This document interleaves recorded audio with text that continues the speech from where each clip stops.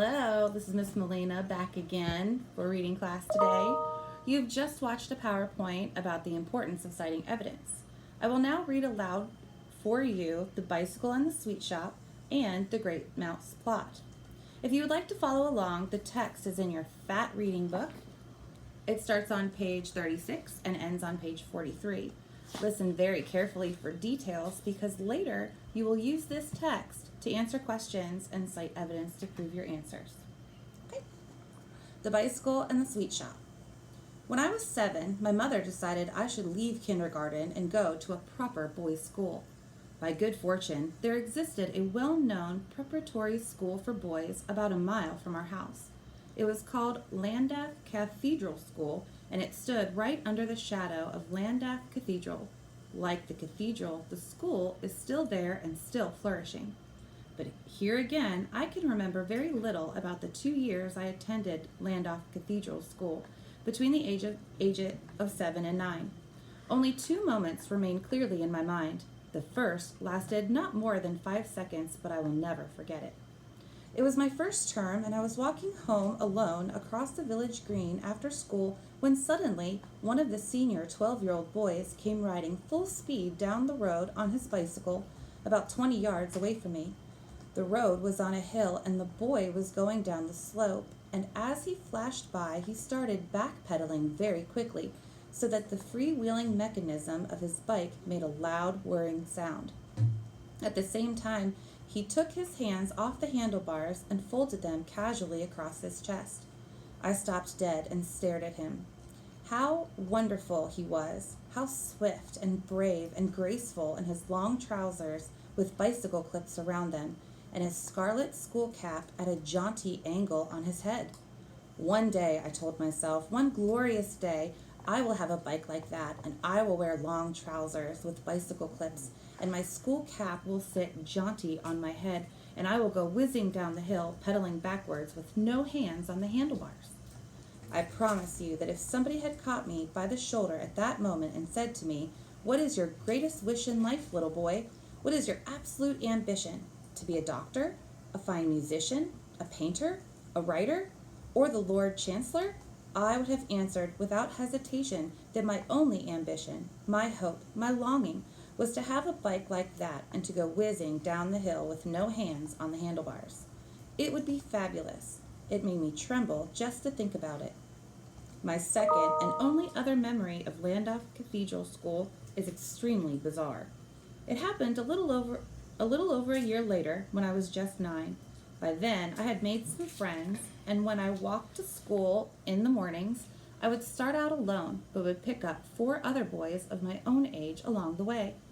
After school was over, the same 4 boys and I would sit out together across the village green and through the village itself heading for home. On the way to school and on the way back, we always passed the sweet shop. No, we didn't. We never passed it. We always stopped. We lingered outside its rather small window, gazing at the big glass jars full of bullseyes and old-fashioned humbugs and strawberry bonbons and glacier mints and acid drops and pear drops and lemon drops and all the rest of them. Each of us received 6 pence a week for pocket money, and whenever there was any money in our pockets, we would all troop in together to buy a pennyworth of this or that. My own favorites were sherbet suckers and licorice bootlaces. One of the other boys, whose name was Thwaites, told me I should never eat licorice bootlaces. Thwaites' father, who was a doctor, said that they were made from rat's blood. The father had given his young son a lecture about licorice bootlaces when he had caught him eating one in bed. Every rat catcher in the county, the father had said, takes his rat to the licorice bootlace factory, and the manager pays 2 pence for each rat. Many a rat catcher has become a millionaire by selling his dead rats to the factory. But how do they turn the rats into licorice? The young Thwaites had asked his father. They wait until they've got 10,000 rats, the father had answered. Then they dump all into a huge shiny steel cauldron and boil them up for several hours. 2 men stir the bubbling cauldron with long pulls, and in the end they have a thick steaming rat stew. After that, a cruncher is lowered into the cauldron to crunch the bones, and what's left is a pulpy substance called rat mush. Yes, but how do they turn that into licorice bootlaces, Daddy? The young Thwaites had asked, and this question, according to Thwaites, had caused his father to pause and think for a few moments before he answered it. At last he had said, "The two men who were doing the stirring with the long poles now put on their Wellington boots and climb into the cauldron and shovel the hot rat mash out onto a concrete floor. Then they run a steamroller over it several times to flatten it out. What is left looks rather like a gigantic black pancake, and all they have to do after that is to wait for it to cool and to harden so they can cut it up into strips to make the bootlaces. Don't ever eat them," the father had said. "If you do, you'll get ratitis." "What is ratitis, Daddy?" young Thwaites had asked.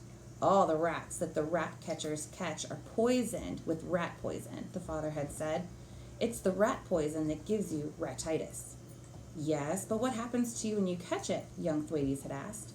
"Your teeth become very sharp and pointed," the father had answered, "and a short, stumpy tail grows out of your back just above your bottom.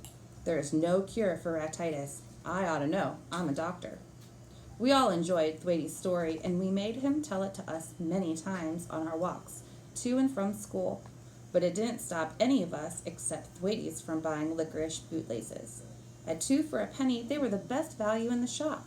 A bootlace, in case you haven't had the pleasure of handling one, is not round. It's like a fat black tape about a half an inch wide.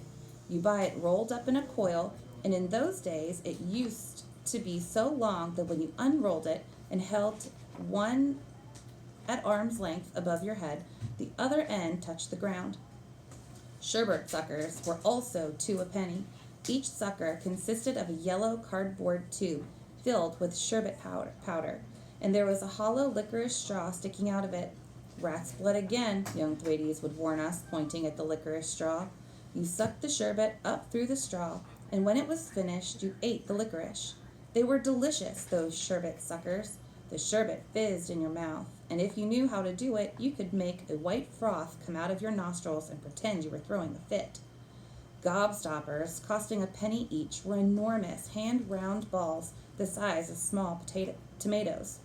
One gobstopper would provide about an hour's worth of non-stop sucking, and if you took it out of your mouth and inspected it every 5 minutes or so, you would find it had changed color. There was something fascinating about the way it went from pink to blue to green to yellow. We used to wonder how in the world the Gobstopper factory managed to achieve this magic. "How does it happen?" we would ask each other. "How can they make it keep changing color?" "It's your spit that does that," young Thwaites proclaimed. As the son of a doctor, he considered himself to be an authority on all things that had to do with the body. He could tell us about the scabs and when they were ready to be picked off. He knew why a black eye was blue and why your blood was red. "It's your spit that makes a gobstopper change color," he kept insisting. When we asked him to elaborate on this theory, he answered, "You wouldn't understand it if I told you." Pear drops were exciting because they had a dangerous taste. They smelled of nail varnish and they froze the back of your throat. All of us were warned against eating them, and the result was that we ate them even more than ever. Then there was a hard brown lozenge called the tonsil tickler. The tonsil tickler tasted and smelled very strongly of chloroform. We had not the slightest doubt that these things were saturated in the dreaded anesthetic, which, as Thwaites had many times pointed out to us, could put you to sleep for hours at a stretch. "If my father has to saw off someone's leg," he said, "he pours chloroform onto a pad, and the person sniffs it and goes to sleep, and my father saws his leg off without him even feeling it." "But why do they put it into sweets and sell them to us?" we asked him. You might think a question like this would have baffled Thwaites, but Thwaites was never baffled. "My father says tonsil ticklers were invented for dangerous prisoners in jail," he said. "They give them one with each meal, and the chloroform makes them sleepy and stops them rioting." "Yes," we said, "but why sell them to children?" "It's a plot," Thwaites said, "a grown-up plot to keep us quiet." The sweet shop in Llandaff in the year 1923 was the very center of our lives. To us, it was what a bar is to a drunk or a church is to a bishop. Without it, they would have been little to live for. But it had one terrible drawback, this sweet shop. The woman who owned it was a horror. We hated her, and we had good reason for doing so. Her name was Mrs. Pratchett. She was a small, skinny old hag with a mustache on her upper lip and a mouth as sour as a green gooseberry. She never smiled. She never welcomed us when we went in, and the only time she spoke were when she said things like, I'm watching you, so keep your thieving fingers off them chocolates. Or, I don't want you in here just to look around. Either you forks out or you gets out. By far the most loathsome thing about Mrs. Pratchett was the filth that clung around her. Her apron was gray and greasy. Her blouse had bits of breakfast all over it, toast crumbs and tea stains and splotches of dried egg yolk. It was her hands, however, that disturbed us most. They were disgusting. They were black with dirt and grime. They looked as though they had been putting lumps of coal on the fire all day long. And do not forget, please, that it was these very hands and fingers that she plunged into the sweet jars when we asked for a pennyworth of treacle toffee or wine gums or nut clusters or whatever. There were precious few health laws in those days, and nobody, least of all Mrs. Pratchett, ever thought of using a little shovel for getting out the sweets as they do today. The mere sight of her grimy right hand with its black fingernails digging an ounce of chocolate fudge out of a jar would have caused a starving tramp to go running from the shop. But not us. Sweets was our lifeblood. We would have put up with far worse than that to get them. So we simply stood and watched in sullen silence while this disgusting old woman stirred around inside the jars with her foul fingers. The other thing we hated Mrs. Pratchett for was her meanness. Unless you spent a whole sixpence all in one go, she wouldn't give you a bag. Instead, you got your sweets twisted up in a small piece of newspaper, which she tore off a pile of old Daily Mirrors lying on the counter. So you can well understand that we had it in for Mrs. Pratchett in a big way, but we didn't quite know what to do about it. Many schemes were put forward, but none of them was any good. None of them, that is, until suddenly, one memorable afternoon, we found the dead mouse. The Great Mouse Plot. My 4 friends and I had come across a loose floorboard on the back of the classroom, and when we prized it up with the blade of a pocket knife, we discovered a big hollow space underneath. This, we decided, would be our secret hiding place for sweets and other small treasures, such as conkers and monkey nuts and birds' eggs. Every afternoon, when the last lesson was over, the 5 of us would wait until the classroom had emptied. Then we would lift up the floorboard and examine our secret hoard, perhaps adding to it or taking something away. One day, when we lifted it up, we found a dead mouse lying among our treasures. It was an exciting discovery. Thwaites took it out by its tail and waved it in front of our faces. "What should we do with it?" he cried. "It stinks," someone shouted. "Throw it out of the window, quick!" "Hold on a tick," I said. "Don't throw it away." Thwaites hesitated. They all looked at me. When writing about oneself, one must strive to be truthful. Truth is more important than modesty. I must tell you, therefore, that it was I, and I alone, who had the idea for the great and daring mouse plot. We have all our moments of brilliance and glory, and this was mine. "Why don't we," I said, "slip it into one of Mrs. Pratchett's jars of sweets? Then, when she puts her dirty hand in to grab a handful, she'll grab a stinky dead mouse instead." The other 4 stared at me in wonder. Then, as the sheer genius of the plot began to sink in, they all started grinning. They slapped me on the back. They cheered me and danced around the classroom. "We'll do it today," they cried. "We'll do it on the way home. You had the idea," they said to me, "so you can be the one to put the mouse in the jar." Thwaites handed me the mouse. I put it into my trouser pocket. Then the 5 of us left the school, crossed the village green, and headed for the sweet shop. We were tremendously jazzed up. We felt like a gang of desperadoes setting out to rob a train or blow up the sheriff's office. "Make sure you put it in a jar which is used often," someone said. "I'm putting it in the gobstoppers," I said. "The gobstopper jar is never behind the counter." "I've got a penny," Thwaites said, "so I'll ask for 1 sherbet sucker and 1 bootlace. And while she turns away to get them, you slip the mouse in quickly with the gobstoppers." Thus, everything was arranged. We were strutting a little as we entered the shop. We were the victors now, and Mrs. Pratchett was the victim. She stood behind the counter, and her small, malignant pig eyes watched us suspiciously as we came forward. "One sherbet sucker, please," Thwaites said to her, holding out his penny.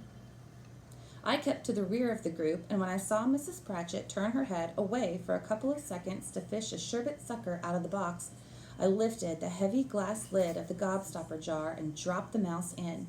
Then I replaced the lid as silently as possible. My heart was thumping like mad, and my hands had gone all sweaty. "And one bootlace, please," I heard Thwaites saying. When I turned around, I saw Mrs. Pratchett holding out the bootlace in her filthy fingers. "I don't want all the lot of you trooping in here if only one of you is buying," she screamed at us. "Now beat it. Go on, get out." As soon as we were outside, we broke into a run. "Did you do it?" they shouted at me. "Of course I did," I said. "Well done, you," they cried. "What a super show." I felt like a hero. I was a hero. It was marvelous to be so popular.